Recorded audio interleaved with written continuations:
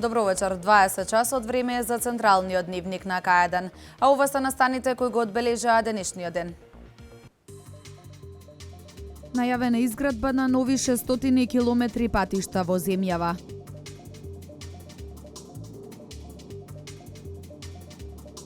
Се решава проблемот со стажот на околу 400 земјоделци.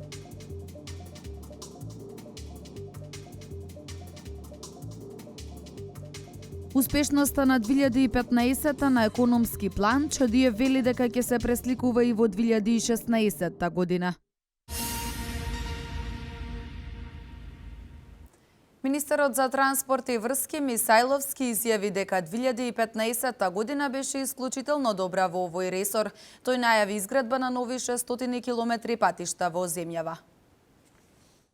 Министерот за транспорт и врски Владо Мисајловски вели дека зад нас е исклучително добра година во ресорот транспорт и врски и дека во 2016 продолжуваат проектите кои се од историска важност за земјава, го пренесува Курир интервјуто на Мисајловски за Е-вести.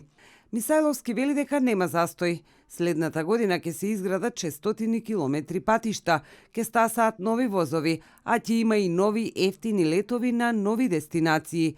Активно се работи на сите проекти кои се во тек.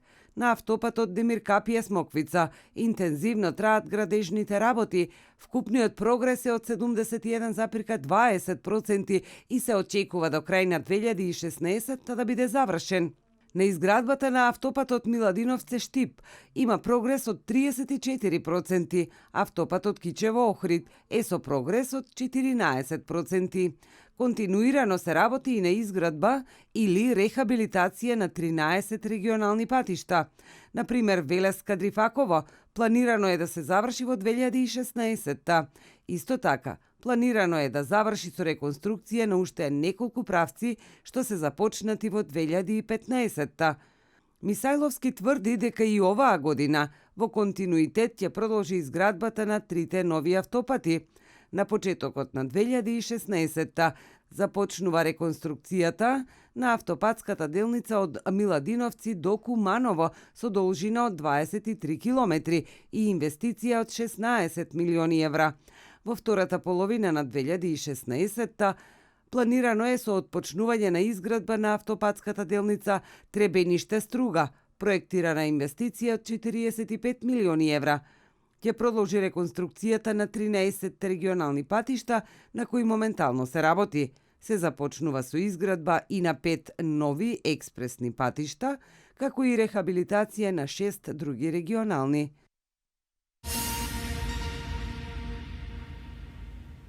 Здружувањето во задруги на земјоделците ќе донесе поквалитетно производство и конкурентност на пазарот. Со субвенциите кои ги добиваат земјоделците со формирање на задругите се приближуваат до европските стандарди. Клучен предизвик за македонското земјоделство и понатаму останува како земјоделецот да произведе повеќе поквалитетно и тоа да го продаде. Најбрзи најдобри резултати може да се постигнат преку здружувањето во задруги, смета директорот на Агенцијата за потекнување и развој во земјоделството Игор Златков. Советите преку секојдневната комуникација со земјоделците, Златков вели дека треба да ги дадат посакуваните резултати. Здружувањето значи не само бенефит од аспект на финансии, туку и атрактивност кон пазарот. Колку поголем приноси, колку поголема количина на производ ја има како земјоделска задруга, толку ќе бидат поинтересни и поатрактивни на пазарот, затоа што новите преработувачи и откупувачи бараат големи играчи на пазарот, сакаат да склучуваат договори, тоа е точно, но не со многу мал број на со мали производители, туку со големи производители, баш такви се и земјоделските задруги. Златков ги охрабрува земјоделците да се здружат. Работата во ваквите задруги е регулирана со закон донесен пред 2 години. 14 земјоделски задруги веќе ги чувствуваат бенефитите. Тогашните кооперативи со денешните земјоделски задруги немаат ништо заедничко.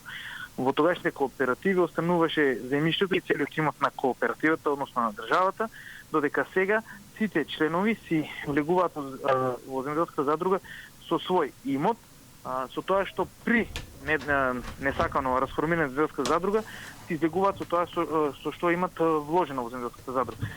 Нигде не е напишано дека и не е правило дека мора секој поисто да има во земјоделската задруга за време на членувањето. Може да биде со различен имот, односно со различни капацитети, со тоа што за истото, за профитот од приносот и од субвенциите ќе си биде делен согласно кој со колку има учество во земјоделската задруга.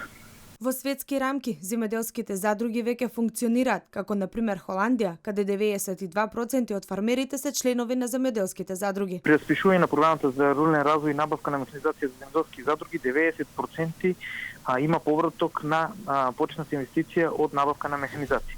Тоа значи дека доколку земјоделската задруга, која што има 10 члена, инвестираат сите по 10.000 евра и со 100.000 евра купат земјоделска механизација, на крајот ќе им бидат вратени 90.000 евра. Што значи за 10.000 евра сите 10 члена можат да имат инвестирано како да купиле за 100.000 евра.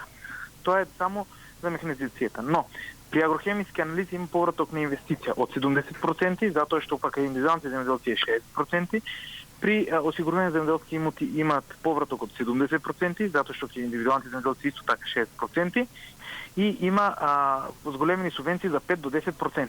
Она што Македонија треба да ја приближи до европските стандарди кога станува збор за здружувањето на земјоделците, оваа влада го поттикнува и со зголемен износ на субвенциите.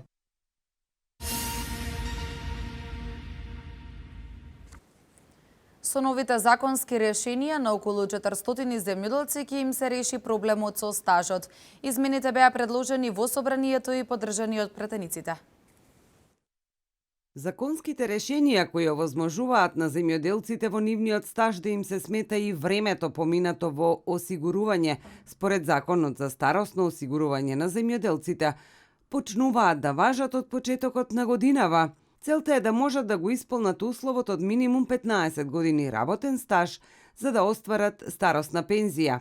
Законот предвидува доколку осигуреникот нема целосно утврден стаж на осигурување по 1 јануари 1989 заради исполнување на условите за остварување право на старосна пензија, да му се смета и времето поминато во осигурување според Законот за старосно осигурување на земјоделците, кој се применуваше од 1978 до 1988 година, доколку бил пријавен во осигурување и придонесот за тоа осигурување е платен за време на важењето на овој закон и доколку изврши уплата на придонесот за пензиско и инвалидско осигурување за периодот по 1 јануари 1989 до исполнување на условот од 15 години стаж на осигурување, доколку бил пријавен во задолжително социјално осигурување по 1 јануари 1989 Владата во август минатата година го предложи законското решение, пошто влезе во собраниска процедура и е поддржано од претениците. За оваа мерка, владата ќе одвои околу 34 милиони денари на годишно ниво. Со законот им се излегува на пресред на барањата на Сдруженијата на земјоделци, синдикатите и голем број граѓани кои се соочувале со овој проблем на неможност да остварат старосна пензија. Со него се создаваат законски можности за околу 400 индивидуални земјоделци да се стекнат со старосна пензија.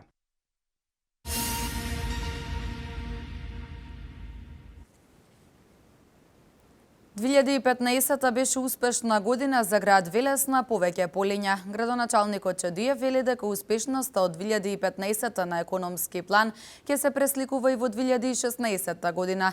Транспарентната работа и во оваа година ќе биде приоритет за општината.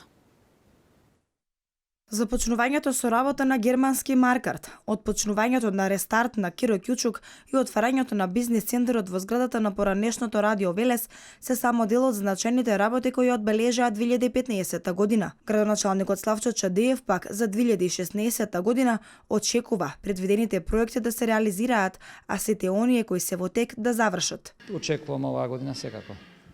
Да продолжиме со она што го започнавме оваа година, она што го завршивме. Очекувам оваа година до овој месец се објават нови работни места во општина Велес. Очекувам оваа година да продолжиме со инфраструктурните објекти, да формираме индустријската зона Мамутчево официјално оваа година, да ги отпочнеме подготовките за третиот кружен тек во во нашата општина. Исто така градоначалникот потенцираше дека оваа година општина Велес планира да постави уште еден лифт за лица со пречки во развојот. Воедно напомена дека локалната самоуправа секогаш стои на располагање на институциите на кои им е потребна одредена помош. Кога сме ќе кај лифтовите, општина Велес ќе мести уште еден лифт оваа година во училиштата. Тоа значи дека и гимназија ние во план да наместиме лифт за лица со посебни потреби. Исто така сме подготвени како општина, имаме одлична соработка со директорот, одлична соработка со министерот, заменик министерот. Доколку има потреба општина Велес како стабилна општина ќе притекне во помош во секој момент. Чадиев воедно подлече дека општината ќе продолжи со трендот на транспарентно работење и во оваа 2016 година.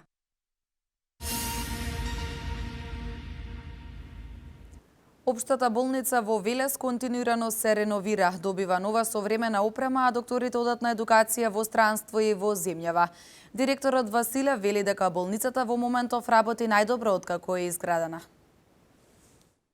Јавната здравствена установа Општа болница Велес во моментов работи најдобро од кога е изградена. Истата постојано се реновира, се носат нови апарати, докторите континуирано одат на едукација во странство и во земјава.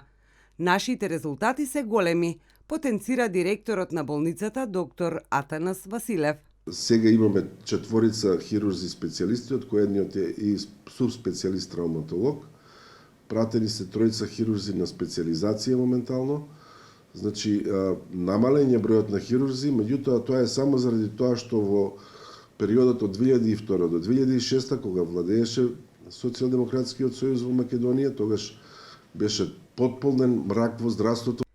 Сепак, вели Василев, илјадници пациенти се прегледани, се оперираат, се работи во болницата. Освен хирурзи, на специјализација се и други лекари од болницата. Во изминатиот период многу се подобрени услугите на болницата. Постепено се зголемува и бројот на лекари и друг медицински персонал.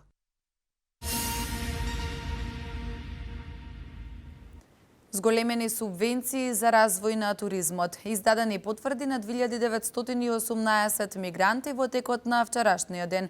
Вести од Македонија. Зголемените субвенции за развиените земји што државата ги дава за привлекување странски туристи треба да овозможат повеќе туристи и развој на туристичкиот сектор. Со мерката што стапи во сила на 1 овој месец, за гостите кои доаѓаат со чартер лет од Израел, Австрија, Малезија, Јужна Кореја, Италија, Франција и Шпанија, субвенциите се зголемуваат од 25 на 65 евра по лице. За туристите од Чешка, Словачка, Унгарија, Полска, Романија, зголемувањето е од 25 на 35 евра поединечно. Од Агенцијата за промоција и поддршка на туризмот информираат дека е изработен правилникот врз основа на кој ќе се врши распределбата на субвенциите и дека туристичките агенции може да пристапат кон склучување договор со евентуални партнери од државите за кои важи зголемувањето на субвенциите. Согласно анализите на владата, со растот на субвенциите ќе се создадат сериозни услови да се обезбедат што повеќе туристи од овие земји, што би имало позитивно влијание во трендот на постојан раст на туристичкиот сектор. Имајќи предвид дека странските туристи придонесуваат за зголемен девизен прилив, сметаат дека овој потек би бил добар како за домашните туристички агенции со зголемување на нивниот профит, така и за општиот економски раст на Македонија.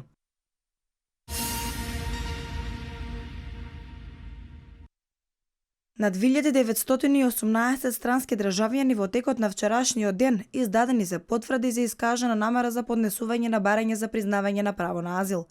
Според државјанството на лицата на кои им се издадени потврди, најбројни се државјаните на Сирија 1178, Авганистан 890 и Ирак 850. Во последните 24 часа до секторот за азил не е поднесено барање за признавање на право на азил врз основа на претходно издадена потврда за искажана намера за поднесување на барање за признавање на право на азил.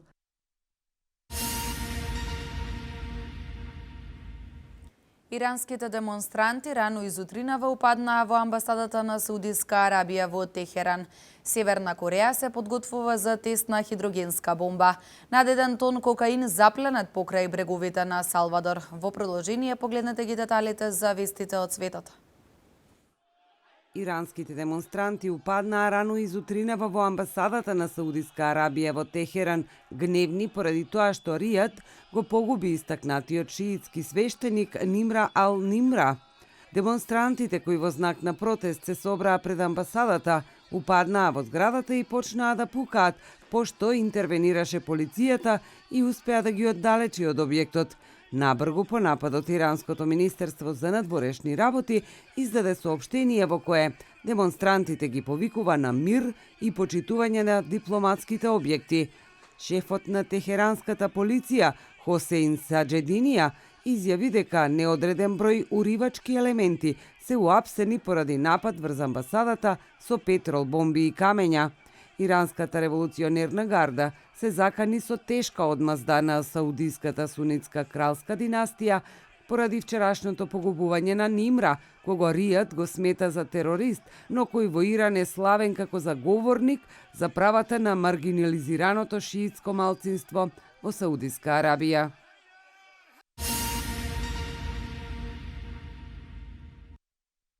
Северна Кореја можеби се подготвува за тестирање на хидрогенска бомба, јави ТАС. Според извештајот на Јужнокорејската служба за хемиска, биолошка и радиолошка заштита, Пјонгјанг веќе спроведува дополнителни активности за создавање термонуклеарни оружја. Можно е Северна Кореја веќе да произведува и тритиум, потребен за создавање на високотехнолошко нуклеарно оружје. Не е исклучена можноста за подготовка на тестирањето да е ископан нов тунел до полигонот, а ако се земат предвид предходните тестирања, Северна Кореја има основа за создавање на термонуклеарно оружје, изјавил представник на Јужнокорејската служба за хемиска, биолошка и радиолошка заштита.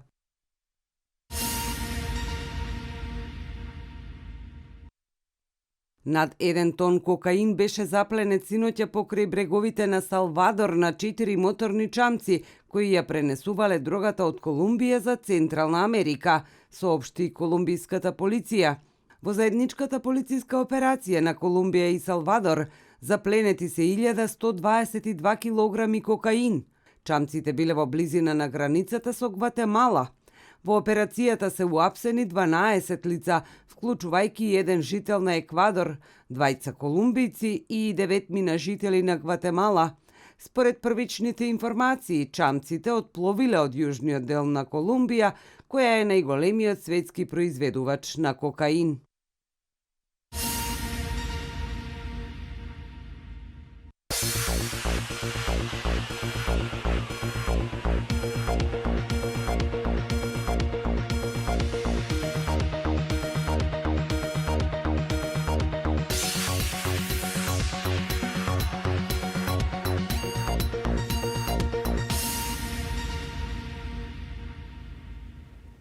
Македонската ракометна репрезентација денеска патува за Словенија, каде ќе одигра 2 контролни надпревари. Сан Антонио повторно славеше победа, но мечот ќе остане запаметен како првиот во кој Данкан не успел да се запише меѓу стрелците. Спортски вести. Македонската ракометна репрезентација попладнево патува за Словенија, каде утре и задутре ќе одигра 2 силни контролни средби, први за нашиот национален тим во пресрет на Европското првенство 2016 во Полска. Селекторот Обрван донесе одлука списокот да го скрати само за 2 ракометари, па така во Скопје остануваат голманот Златко Даскаловски и десниот бек Мартин Велковски. Останатите 21 ракометар ќе патуваат за Словенија и ќе продолжат со тренинзи над превари во следниот период, се до конечниот рез и објавувањето на списокот на патници за Краков.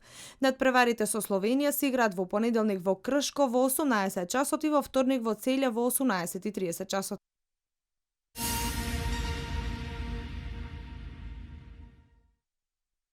Фудбалерот на Фулама Муса Дембеле ќе биде нова замена за напаѓачот на италијанскиот шампион Јувентус Симоне Заза. За Заза интерес постои од премиер лигашот Вест Хем, а и самиот фудбалер минатата недела побарал да си замине, па веројатно такво нешто ќе се случи во наредните неколку дена. Начелниците на Јувентус не им требаше долго време да пикираат играч кој ќе дојде на местото на Заза. Со парите што ќе ги добија од трансферот на Заза, тимот од Торино ќе се обиде да го ангажира Дембеле, кој оваа сезона настапи на 22 надпревари, постигнувајќи 9 погодоци.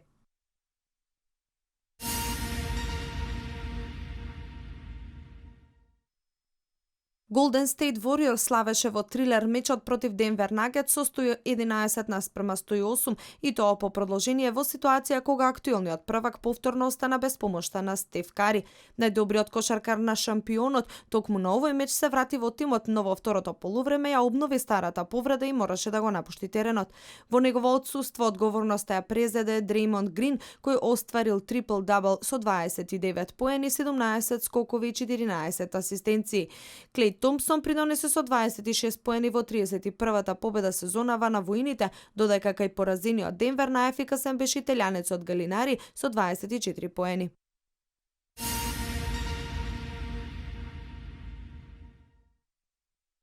Сан Антонио повторно славеше сигурна победа на домашен терен, овој пат над Хјустон со 121-105, но овој меч ќе остане запаметен како првиот во кој Тим Данкан настапил, а не успел да се запише меѓу стрелците. Ветеранот одигра нешто помалку од 14 минути и упати 3 шутеви кон кошот, сите непрецизни. За среќа на домаќините, останатите кошаркари играа во извонреден ритам. Па Олдрич постигна 24, Леонард 22 поени, додека Дени Грин погоди 6 тројки за вкупно 18 поени.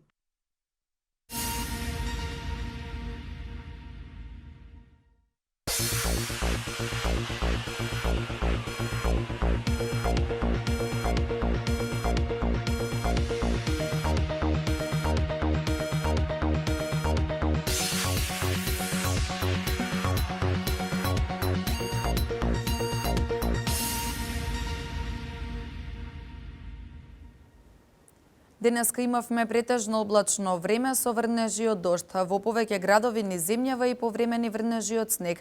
Да ги погледнеме деталите за наредните денови.